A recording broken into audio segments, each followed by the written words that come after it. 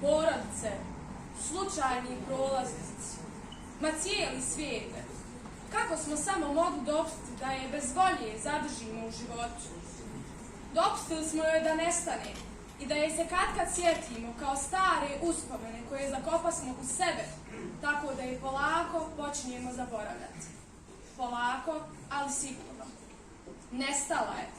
Tako jednostavna, a tako važna. Pitate se o komu ili o čemu vam govorim, pa da vam kažem. Govorim o empatiji.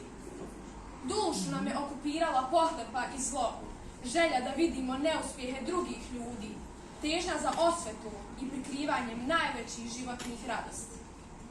Zašto? Razmislite. Duboko razmislite. I da, zašto se više ne smijemo? Zašto na posao, u škole, na fakultete dolazimo bez osmijeha, bez vedrine u duši, vedrine u očima? Jutro sam nam postala tmurna, bez vedrine. Vrijeme prolazi, a mi zasigurno tonemo. Gubimo se.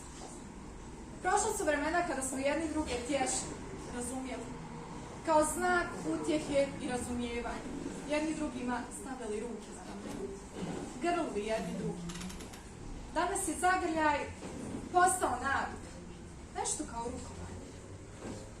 Ali ipak, na kraju dana. Čujte jecaje vlastitih duša, poziv u pomoć. Potrebni ste sebi, potrebni ste cijelom svijetu.